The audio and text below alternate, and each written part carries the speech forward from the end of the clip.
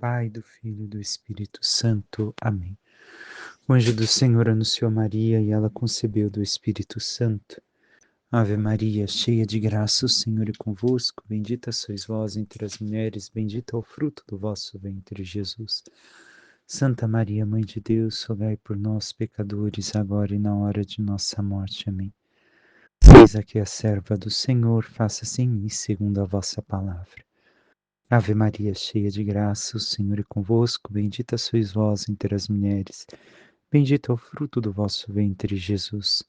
Santa Maria, Mãe de Deus, rogai por nós, pecadores, agora e na hora de nossa morte. Amém. E o Verbo divino se fez carne e habitou entre nós. Ave Maria, cheia de graça, o Senhor é convosco, bendita sois vós entre as mulheres, bendito é o fruto do vosso ventre, Jesus. Santa Maria, Mãe de Deus, rogai por nós, pecadores, agora e na hora de nossa morte. Amém. Rogai por nós, Santa Mãe de Deus, para que sejamos dignos das promessas de Cristo. Oremos, infundi, Senhor, em nossas almas a vossa graça, como vos pedimos, para que nós, que pela anunciação do anjo viemos a saber o mistério de vossa encarnação, paixão e morte de cruz, cheguemos um dia à glória eterna dos céus pelo mesmo Cristo, Senhor nosso. Amém. Caríssimo irmão e irmã, hoje nos encontramos para meditar a quinta-feira da 14ª semana do Tempo Comum. Peço desculpas por ontem não ter realizado o nosso encontro, mas por alguns problemas de saúde na minha família, estou em casa ajudando os meus familiares, cuidando como cuidador de cada um deles conforme eu posso. Por isso, ontem acabei tendo muitas coisas por resolver e talvez um dia ou outro que eu venha falhar, seja por esse motivo, por estar cuidando da minha família, ou ainda porque eu também possa não estar bem. Deixando isso de lado, voltemos à meditação. A primeira leitura, continuamos a história, agora de Jacó e José. Naqueles dias, Judá aproximou-se de José e, cheio de ânimo, disse: Perdão, meu senhor, permite ao teu servo falar com toda a franqueza, sem que se acenda a tua cólera contra mim. Afinal, tu és como o Faraó. Foi meu senhor quem perguntou a seus servos: Ainda tendes pai ou algum outro irmão? E nós respondemos ao meu senhor: Temos um pai já velho e um menino nascido em sua velhice, cujo irmão morreu. É o único filho de sua mãe que resta, e seu pai o ama com muita ternura. E tu disseste a teus servos: Trazei-o a mim, para que eu possa vê-lo. Se não vier convosco o vosso irmão mais novo, não vereis mais a minha face. Quando, pois, voltamos para junto de teu servo, nosso pai, contamos tudo o que o meu senhor tinha dito. Mais tarde disse-nos nosso pai: Voltai e comprai para nós algum trigo. E nós lhe respondemos: Não podemos ir, a não ser que o nosso irmão mais novo vá conosco. De outra maneira, sem ele, não nos podemos apresentar àquele homem. E o teu servo, nosso pai, respondeu: Bem sabeis que minha mulher me deu apenas 2 filhos. Um deles saiu de casa e eu disse: Um animal feroz o devorou. E até agora não apareceu. Se me levares também este, e lhe acontecer alguma desgraça no caminho, fareis descer de desgosto meus cabelos brancos à morada dos mortos. Então José não pôde mais conter-se diante de todos os que o rodeavam e gritou: Mandai sair toda a gente. E assim não ficou mais ninguém com ele quando se deu a conhecer aos irmãos.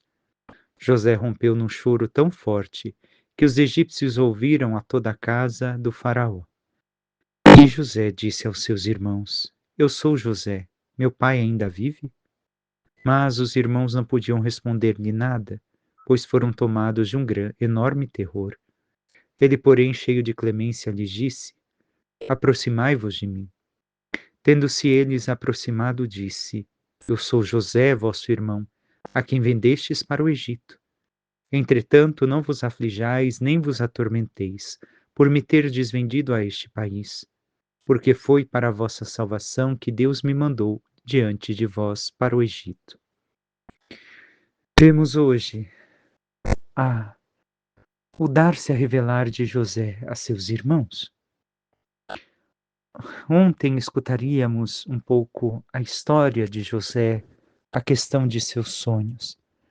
E o que temos de interessante e de importante para a nossa vida espiritual? A igreja sempre colocou, de um certo modo, na imagem de José do Egito, José, o pai adotivo de Jesus, São José. Por quê? Se nós meditarmos, olharmos bem, José se tornou superintendente do Egito e São José se tornou o superintendente, o administrador da Sagrada Família. José do Egito tinha todas as visões e manifestações de Deus através dos sonhos. São José também tinha todas as revelações divinas através de seus sonhos para guiar a Sagrada Família.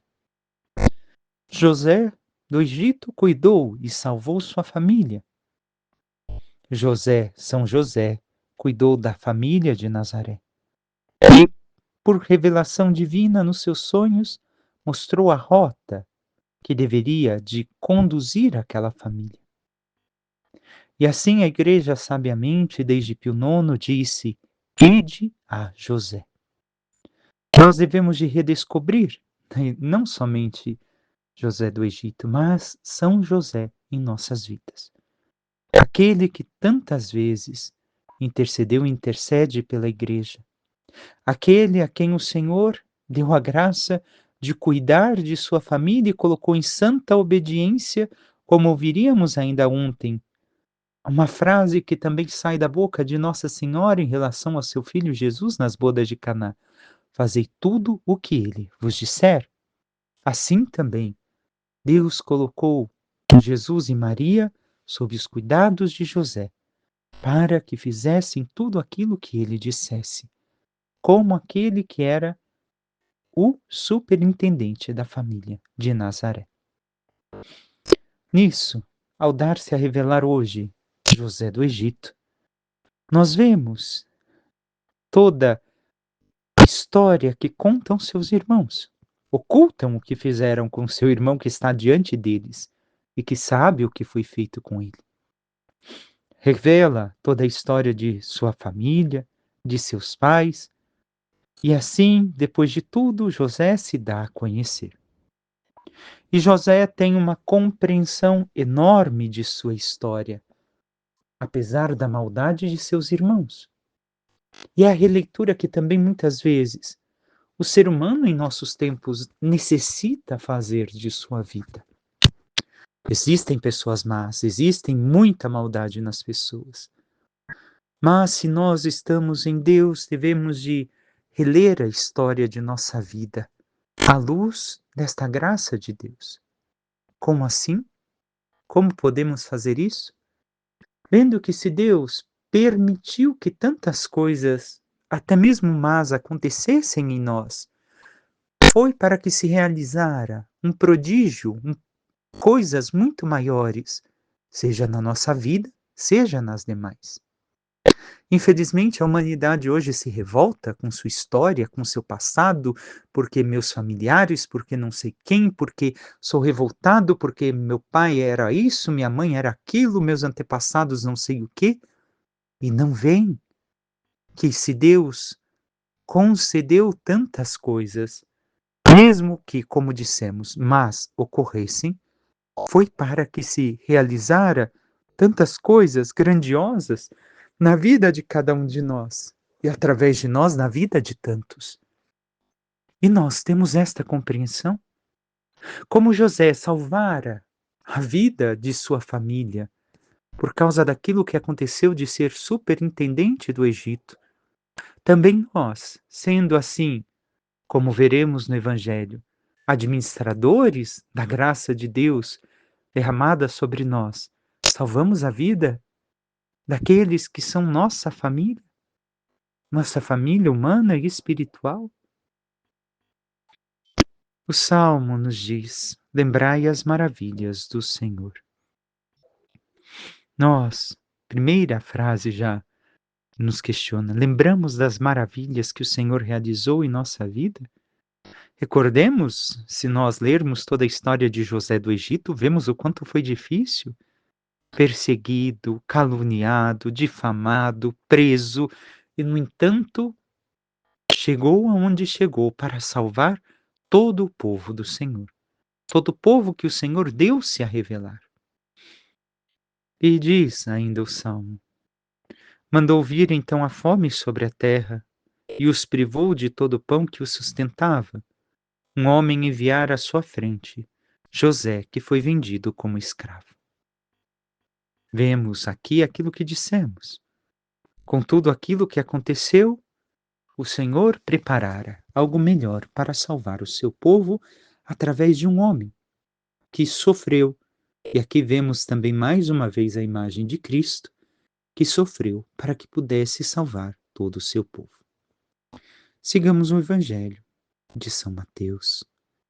Naquele tempo disse Jesus aos seus discípulos: em vosso caminho anunciai, o reino dos céus está próximo. Curai os doentes, ressuscitai os mortos, purificai os leprosos, expulsai os demônios. De graça recebestes, de graça deveis dar. Não leveis ouro, nem prata, nem dinheiro nos vossos cintos, nem sacola para o caminho, nem duas túnicas, nem sandálias, nem bastão, porque o operário tem direito ao seu sustento. Em qualquer cidade ou povoado onde entrardes, informai-vos para saber quem ali seja digno. Hospedai-vos com ele até vossa partida.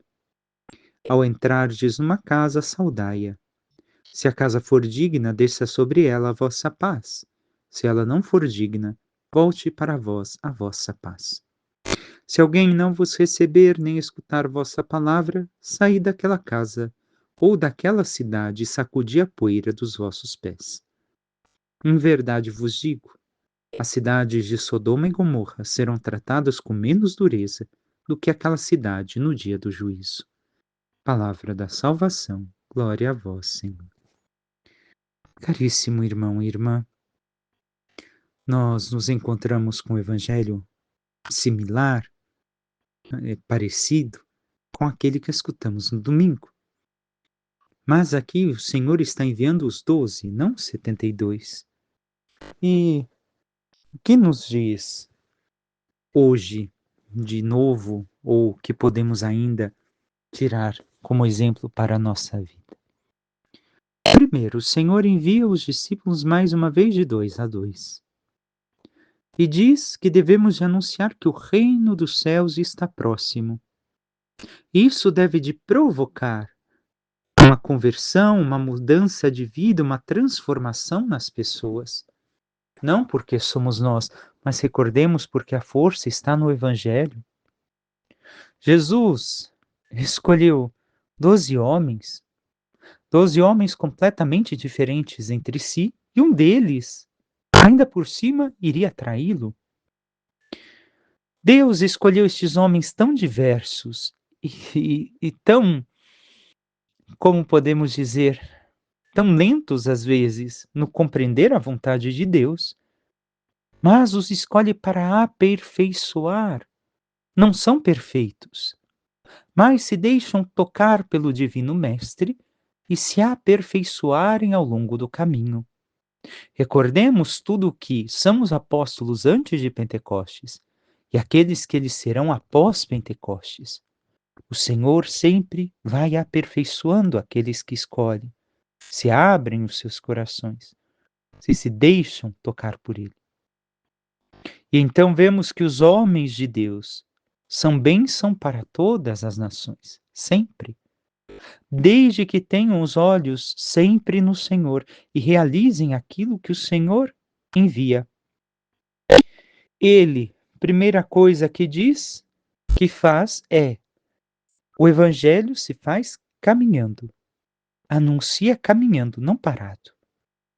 E manda fazer 4 coisas: curar doentes, ressuscitar mortos, purificar leprosos, expulsar demônios. Para nós parece uma coisa tão fácil, tão simples. Não nos entusiasmamos mais com o Evangelho. Mas recordemos, para aquele tempo, era algo extraordinário. A medicina não era como hoje. A primeira coisa, curar os doentes. Realizar uma cura que a medicina não estava no grau de alcançar era um sinal claro que o Messias havia chegado, que Deus estava agindo e que estavam preparando o caminho do Senhor. Os 4 sinais aqui presentes, hein? Não somente a cura. Ressuscitar os mortos. Quem consegue ressuscitar um morto? Algum de nós? Purificar leprosos. Os leprosos deveriam de estar distantes, tocando o seu sino, nem deveria-se de chegar perto de um deles. E expulsar demônios. Em nome de Jesus eu te ordeno, saia deste homem. Vemos estes 4 sinais que indicam a missão da igreja, indicam o início da igreja que o Senhor quer constituir, onde Ele é o Senhor de tudo, onde Ele realiza a obra. E como disse já uma vez em uma meditação, são 4 coisas que podemos fazer. Curar as doenças da alma, se não conseguimos curar a do corpo. Ressuscitar os mortos, aqueles que estão espiritualmente mortos.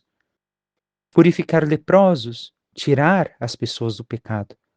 E expulsar os demônios. Como também meditamos no Evangelho de domingo, não somente o exorcismo, mas o tirar a pessoa das garras do demônio e fazê-la entrar na dinâmica do Evangelho. Expulsa o demônio da vida dela. Esses são 4 fatos que aconteceram, hein? Aquilo que estou falando é o que é possível a todos nós realizarmos de modo espiritual. Não que não aconteçam ainda curas, ressurreições, purificações e exorcismo. Isso existe.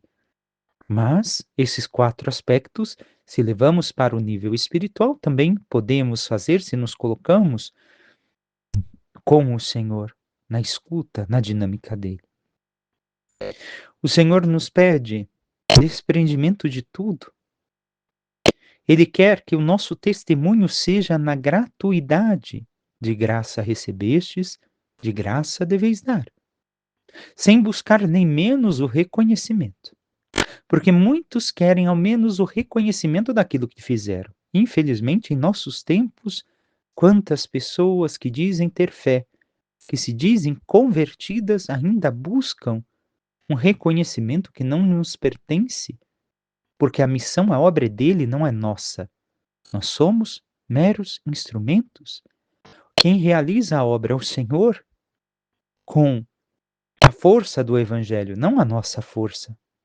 Nós, por nós mesmos, nada podemos. Jesus pede, então, um sim generoso de cada um de nós, para que ele realize a obra, através de nós, como instrumentos em suas mãos. Mas nós temos nos aberto, temos dito esse sim generoso, temos agido de forma gratuita, sem esperar nada em troca, nem reconhecimento, nem coisas mundanas, nada, nada, nada. Somente por realizar o bem e realizar aquilo que Jesus pede no Evangelho. Porque, como bem vimos no Evangelho, é preciso salvar almas. É necessário, e é isso que o Senhor espera de cada um de nós. Em especial do clero, sim, mas não somente de cada batizado. E o que temos feito para salvar as almas? Para levá-las a Cristo. E Jesus pede que desejemos a plenitude das bênçãos messiânicas a todos. Se forem dignos, recairá sobre eles, se não, voltará a nós. Mas a última palavra, ao falar da cidade, recordemos o Evangelho de domingo que meditamos, primeiro nível individual, familiar e depois civil, sociedade civil. Jesus, mais uma vez, no domingo ouvimos somente Sodoma, mas hoje escutamos Sodoma e Gomorra. Em verdade vos digo, as cidades de Sodoma e Gomorra serão tratadas com menos dureza do que aquela cidade no dia do juízo. Por quê? Recordamos o porquê? Porque Sodoma e Gomorra também não quiseram escutar os mensageiros de Deus. Pelo contrário, quiseram abusá-los de forma ainda por cima sexual. Não quiseram se abrir para escutar aquilo que aqueles homens tinham a falar, para se converter, mas queriam abusá-los, queriam abusar dos anjos do Senhor. E assim, por isso, sofreram os castigos, porque não se abriram a última oportunidade de salvação de graça que tiveram. Os homens de nossas gerações serão tratados com muito mais rigor, porque não é mais uma mensagem e um mensageiro de Deus que vem, senão o próprio Deus, o próprio Verbo encarnado, que se faz presente na sua igreja, que se anunciou e nos mostrou o rosto do Pai, que nos pede que evangelizemos. E se não escutam o Filho, como vão escutar o Pai? Como pretendem entrar na graça dos céus? Por isso terão maior rigor, porque tiveram o tempo da graça e não quiseram vivê-la. Peçamos à Santíssima Virgem Maria, nossa mãe, que interceda por cada um de nós e nos ajude a cada vez mais nos abrirmos ao discipulado do Senhor com nosso sim generoso, nos deixando tocar e aperfeiçoar a cada dia por Ele na sua graça, e sendo assim movidos pela força do Espírito Santo no seu Evangelho, saibamos anunciar tudo o que Ele nos pede a todos, para que, ajudando-o no caminho da salvação das almas, possamos também nós merecer um dia a glória dos céus. Louvado seja nosso Senhor Jesus Cristo, para que sempre seja louvado. Por intercessão da Santíssima Virgem Maria, de todos os santos e anjos de Deus, desça sobre vós, vossas famílias, vosso trabalho e tudo que vos pertence, a bênção do Deus Todo-Poderoso, que é Pai, Filho e Espírito Santo. Amém. Um santo e abençoado dia a todos.